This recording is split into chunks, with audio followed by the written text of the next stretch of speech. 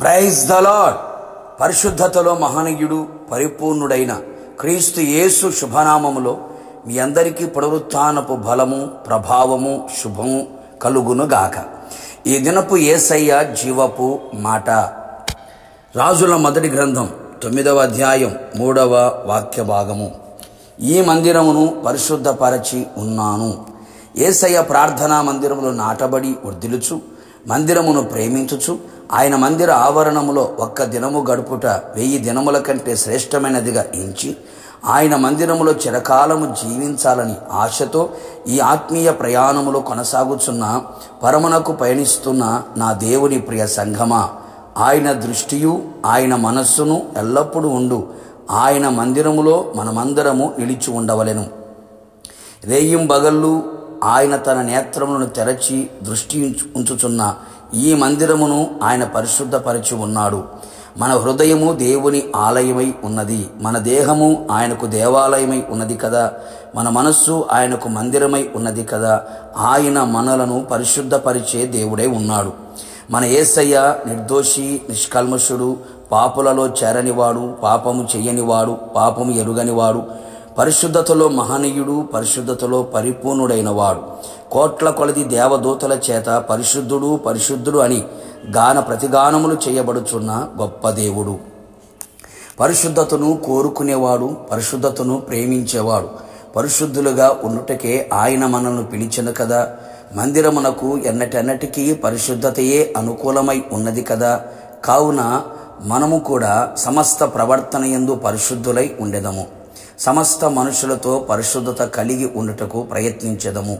ఇహలోక మాలిన్యము అంటకుండా మనలను మనమే కాపాడుకొనేదము. హృదయశుద్ధి గలవారమై దేవునిని చూచెదము. పరిశుద్ధులమై మొదటి పునరుత్థానములో పాలు పొందెదము.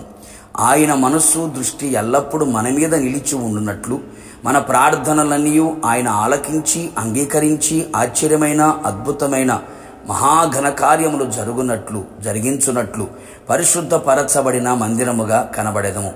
యేసు రక్తము చేతను, క్రీస్తు వాక్యము చేతను, క్రీస్తు ఆత్మ చేతను, ఆత్మ ప్రాణ శరీరములను పరిశుద్ధపరుచుకొనిన వారమై, మచ్చ, ముడత, డాగు ఎలాంటి కలంకము లేని వారమై, పరిశుద్ధమైన మహిమగల సంఘముగా ఆయన ఎదుట నిలిచెదము. బాహ్యమందు అంతరంగమందు పరిశుద్ధపరచబడిన వారమై నీతిమంతులుగా కనబడెదము. ఆయన ఇచ్చిన వాగ్దానముల ద్వారా దురాశలను అనుసరించుట వలన కలుగు లోకమందున్న భ్రష్టత్వము తప్పించుకొని దేవ స్వభావముల యందు పాలివారమగుదుము. దేవుని భయముతో పరిశుద్ధతను సంపూర్తి చేసుకొనుచు, శరీరమునకు ఆత్మకు కలిగిన సమస్త కల్మషము నుండి మనలను పవిత్రులుగా చేసుకుందుము. పరిశుద్ధ మందిరముగా ఆయన నివసించున్నట్లుగా మనలను మనము సిద్ధపరచుకొనేదము. ఆయన మనలను పరిశుద్ధపరిచి పరిశుద్ధ ఆలయముగా ఉంచునుగాక. ఆ పరిశుద్ధ మందిరములో ఆయన నివాసము చెయ్యునుగాక. మనందరినీ ఆయన మహిమలో చేర్చుకొనుగాక. ప్రార్థన. పరిశుద్ధుడా, ప్రేమాస్వరూపి, నీ పరిశుద్ధమైన పాదములకి కోట్లాది స్తోత్రములు. ప్రభు తండ్రి, మీరెంతగానో మమ్మల్ని ప్రేమించి సజీవులుగా మరొక దినములోకి మమ్మల్ని నడిపించినందుకే మిమ్మల్ని స్తుతించుచూ ఉన్నాం.